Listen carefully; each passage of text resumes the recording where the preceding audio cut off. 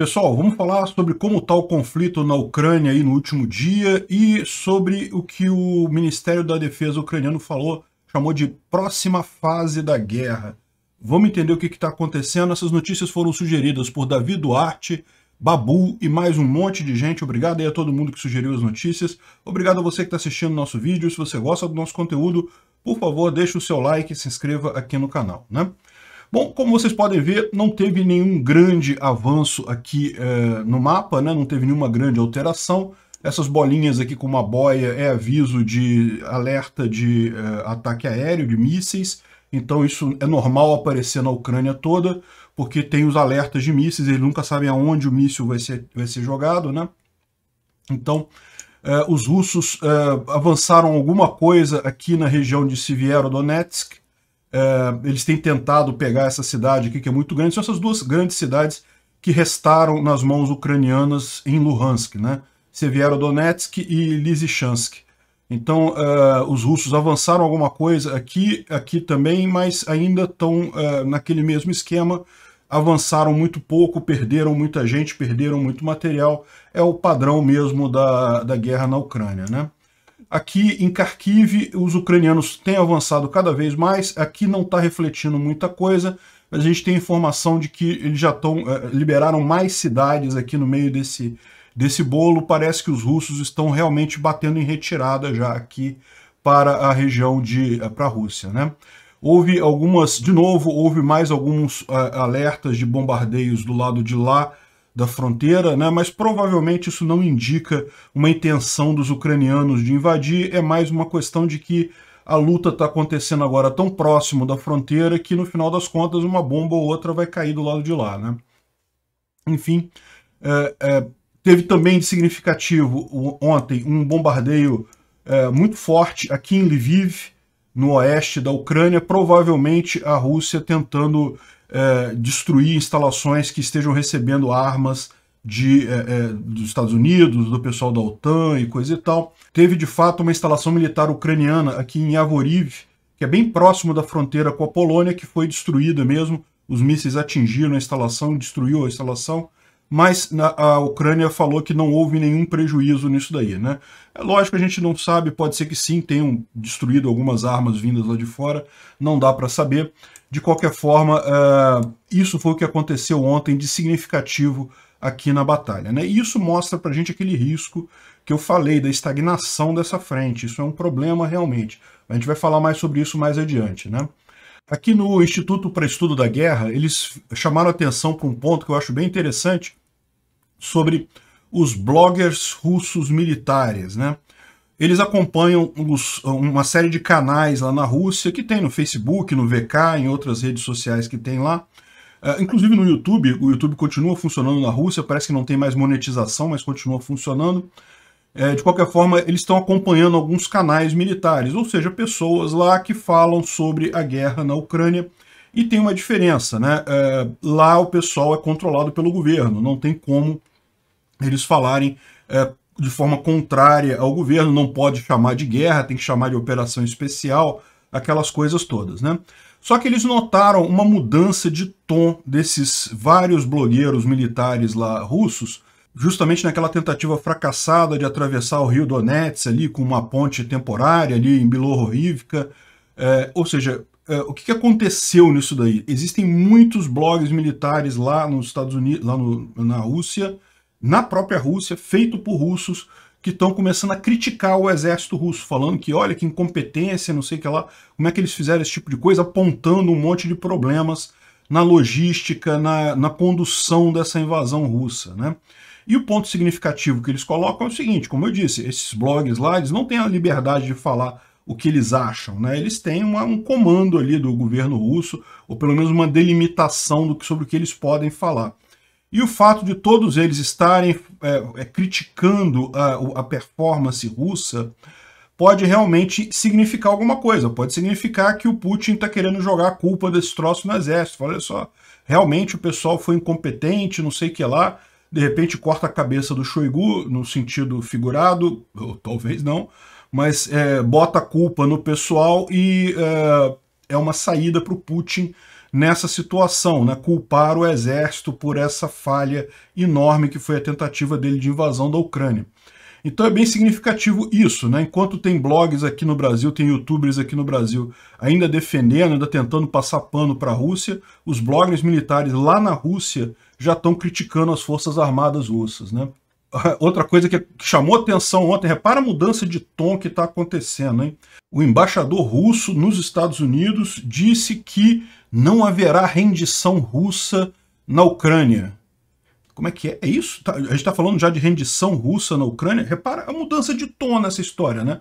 Isso aqui o pessoal lá da Business Ukraine Magazine levantou, né? Que a Rússia, em fevereiro de 2022, vamos conquistar a Ucrânia em 3 dias, em maio de 2022, não vamos nos render.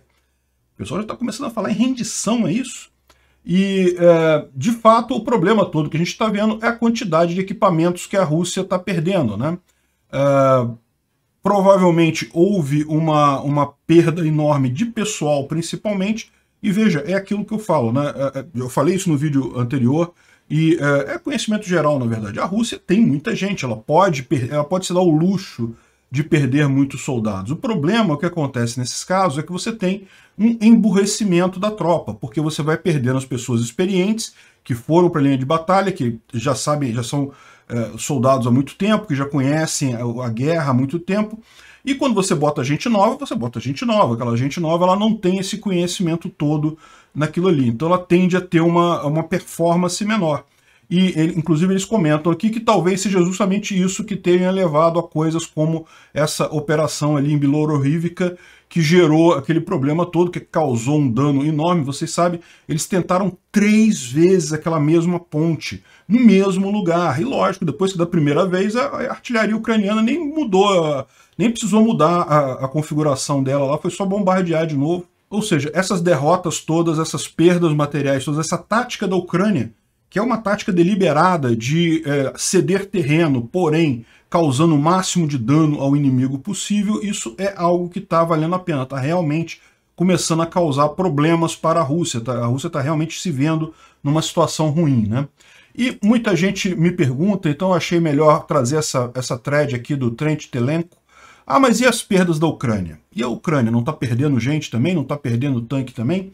E é bem interessante porque ele se baseia nesse outro, no Oryx, que é um registro de perdas de guerra, bem detalhado. O cara faz um registro, ele conta exatamente todas as fotos que você tem da linha de frente, ele conta, identifica até o número de série da maior parte dos veículos que são perdidos lá. Então ele faz a conta exatamente do que está sendo perdido por cada parte. E com base nisso, ele colocou aqui algumas coisas bem interessantes, né? Primeiro que, algo que a gente acabou de falar, a Rússia está perdendo 2/3 de um batalhão a cada dia, ou seja, naquele dia que da ponte foi muito pior, porque foi de 1 a 2 batalhões, foi de 1.000 a 1.500 pessoas, um batalhão é 700 a 1.000 pessoas, então isso daí é realmente uma perda enorme, e aquilo que ele próprio ressalta aqui. Ok, isso não é um problema por si, porque a Rússia sempre tem mais gente para mandar, mas vai mandar gente com menos conhecimento, gente com menos capacidade, né? Sem contar aquele outro problema, Putin não pode fazer uma mobilização muito forte lá, porque isso atrapalha a posição política dele lá na Rússia, né? Enfim, o que ele coloca no final das contas é que a Ucrânia está perdendo um veículo a cada 3,5 veículos russos. Então o ratio, né, a razão aí entre o que perde a Rússia e o que perde a Ucrânia é 3,5 para 1. Ou seja, a coisa é realmente muito ruim para a Rússia. Mas material, é o que eu falo, material não é muito problema, porque um tanque, a Rússia tem um monte de tanque lá, então ela vai tirar aqueles tanques ali da frente de batalha e vai botar outros. Não é problema para a Rússia. O outro tanque é igualzinho ao antigo. Mas a tropa é problemática. A tropa, você vai tirar um soldado experiente e vai botar um soldado menos experiente, né? E ele fez a conta também com mortes de soldados ucranianos. E a razão fica entre 5 e 7 mortos russos para cada morto ucraniano. Como é que ele fez isso? Ele participa de algumas listas de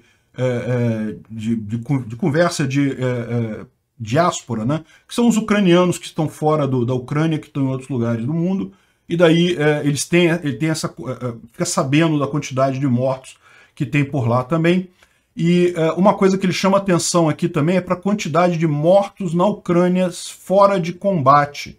A Ucrânia tem um número particularmente alto de mortes fora de combate, particularmente eles contam nisso daí o pessoal que morre em hospitais de campanha.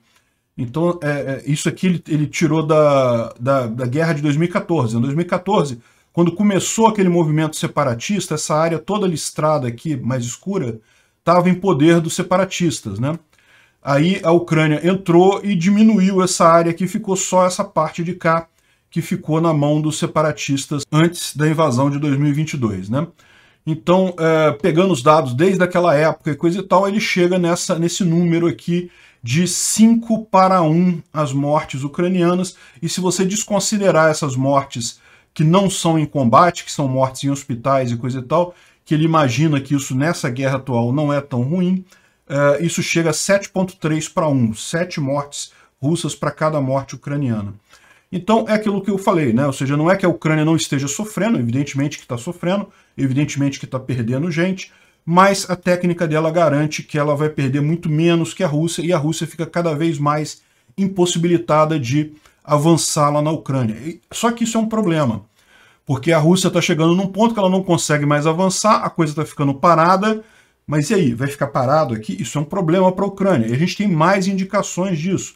O Shoigu, que é o ministro da Defesa russo, ligou para o Lloyd Austin, que é o secretário de Defesa americano, ou seja, é a contraparte dele nos Estados Unidos, e eles conversaram e coisa e tal, parece que houve alguma conversa sobre cessar fogo e esse tipo de coisa. Então, repara que a Rússia está ativamente, falou com Macron, falou com Olaf Scholz, falou com Erdogan na Turquia, falou com os Estados Unidos, agora ela está querendo cessar fogo. A Rússia já está percebendo que o problema, ela não consegue avançar mais. Aquela ideia de capturar pelo menos Donbás ou alguma coisa aqui, é lógico, continuam lutando, não estou dizendo que pararam já totalmente, mas tudo leva a crer que eles estão já fazendo força para chegar no cessar-fogo e ficar com os territórios que eles pegaram. O que, lógico, é ruim para a Ucrânia. A Ucrânia não tem interesse nisso daí. E é bem interessante ver aqui, essa matéria me surpreendeu sobre os projetos da Ucrânia para a virada da guerra. Segundo eles, agora a guerra está entrando numa nova fase. Faz sentido, a Rússia não tem mais como avançar, agora vai entrar numa nova fase, mas a fase principal que eles falam aqui, o principal foco da Ucrânia neste momento é recuperar as instalações militares de produção de projéteis, de reparo de armamentos e esse tipo de coisa.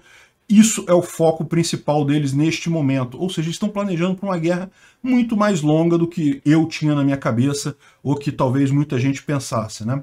Então, eles estão falando aqui que, na verdade, eles vão, eu já tinha falado isso, né, que eles vão treinar 1 milhão de pessoas, vão recrutar 1 milhão de pessoas para o exército, já tem 400 mil sendo treinadas, que devem estar prontas agora no final desse mês, mas eles vão treinar 1 milhão no total, e o foco deles agora é justamente preparatório, é garantir fábricas na Ucrânia produzindo projéteis, produzindo principalmente material, capacidade de manutenção de armas, porque, como ele fala aqui, eles têm tido muita ajuda do exterior e coisa e tal, mas eles sabem que essa guerra vai ser muito longa, em algum momento o interesse do exterior vai diminuir, e nesse caso a Ucrânia vai precisar contar com ela mesma para fazer esse tipo de coisa, né?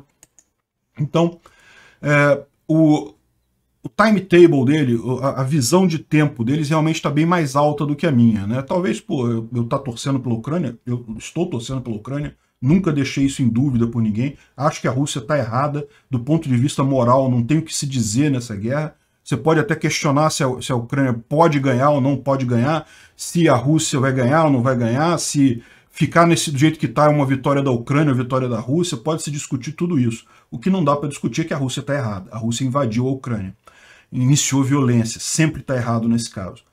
Mas eu estava falando em alguma coisa, esperando uma contraofensiva agora em maio e coisa e tal, mas olha só, essa declaração aqui do diretor de inteligência do Ministério de Defesa da Ucrânia, ele disse que ele espera que a guerra chegue num ponto de virada em meados de agosto, mas que vai acabar até o final do ano. Então essa é a visão deles, ou seja, eles estão essa nova fase da guerra, é uma preparação para uma guerra mais longa, para terem munição sendo produzida na Ucrânia com facilidade. Isso é algo que a Ucrânia pode fazer, a Rússia não tem como fazer devido às sanções, tem muito mais dificuldade em fazer isso, né? E a expectativa deles, então, é que em meados de agosto que isso realmente vire algo, mude a feição dessa guerra, né? Ou seja, o que ele está implicando aqui é que seria, então, em agosto, o início da contraofensiva ucraniana, né? Bom, vamos ver como é que vai caminhar isso daí. Talvez, veja, ele pode estar simplesmente mentindo, né, deixando para lá, desconversando sobre quando será essa contraofensiva, mas parece que tudo indica que a visão deles de tempo é muito mais ampla até do que a minha, né? Bom, de qualquer forma, eles estão no controle, estão claramente numa vantagem muito grande. O fato da Rússia já estar procurando saídas para essa guerra mostra que não tem jeito, né? A Rússia já chegou à conclusão de que não vai a lugar nenhum nisso daí, né? Bom, umas outras curiosidades aqui para a gente complementar o vídeo.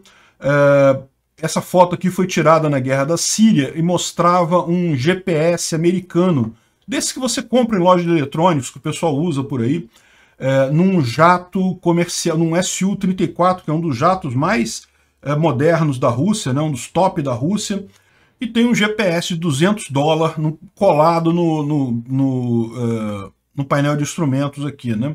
E realmente teve um jato que foi derrubado na Ucrânia, um Su-34 também, que eles acharam também no meio dos destroços lá um GPS americano no jato russo. Ou seja, o que eles estão mostrando aqui? Que a tecnologia russa do jato, eles têm toda essa tecnologia embarcada aqui de visualização, coisa e tal, só que não funciona. Daí eles compram um negocinho na lojinha de eletrônicos ali do GPS americano e bota lá. Olha só, isso daí é a diferença entre capitalismo e comunismo. Comunismo, os caras tentam fazer uma mega estrutura estatal que vai fazer todas as coisas funcionarem. A estrutura acaba se caindo em corrupção, sendo totalmente corrupta, cada um buscando o seu próprio interesse ali. No final das contas, entrega um negócio caríssimo que não funciona.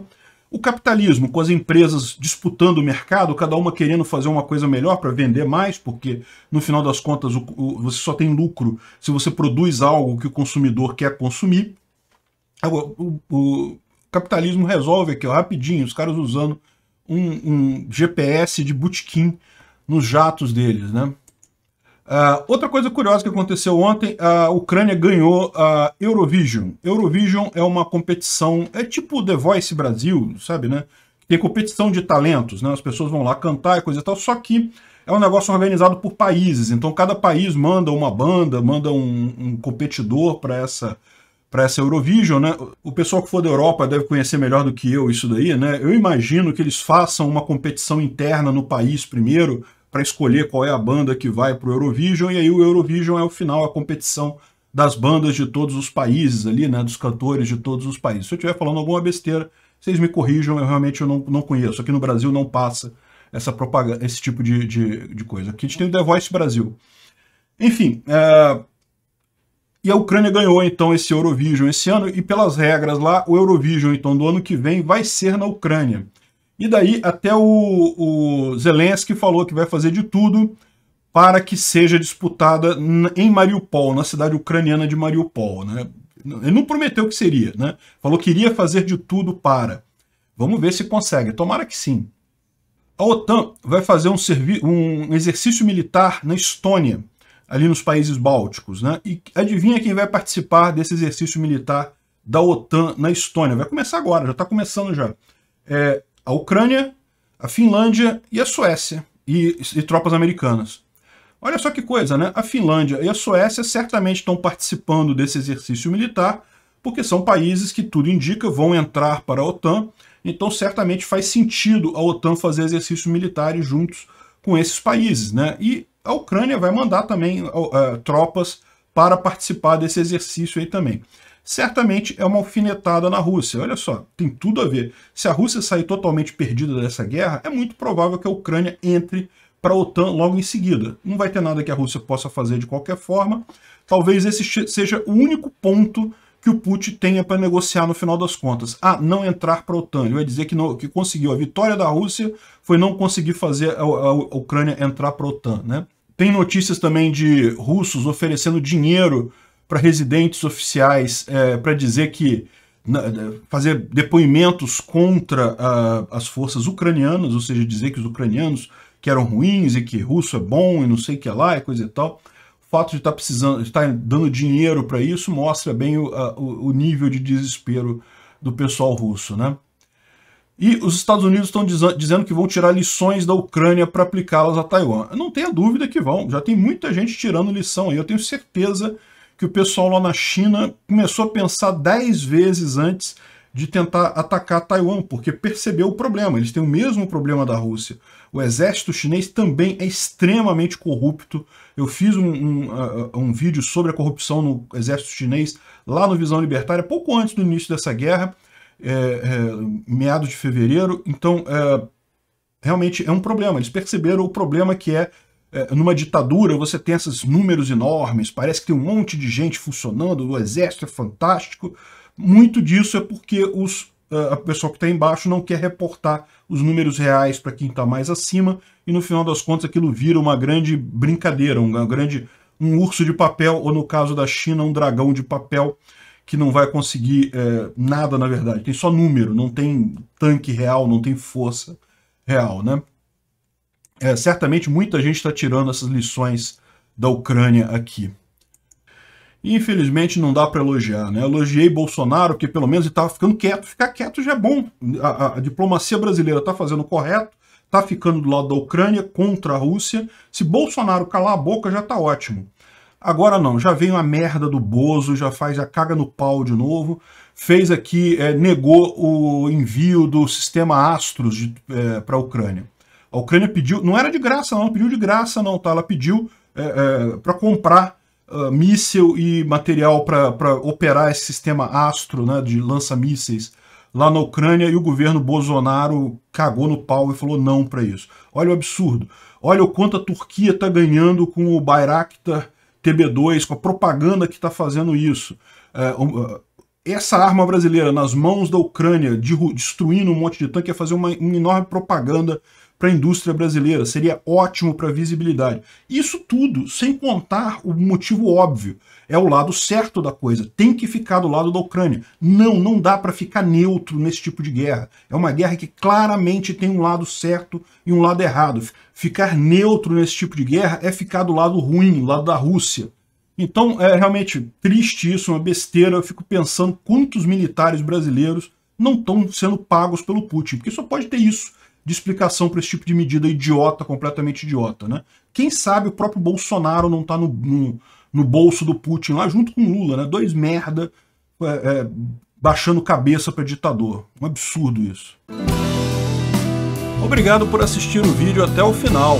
Além de curtir, compartilhar e se inscrever no canal, considere se tornar patrocinador com valores a partir de R$ 1,99. Clique no botão Seja Membro abaixo para saber as condições e vantagens de patrocinar o canal. Mais informações sobre o nosso projeto, visite nossos sites indicados na tela.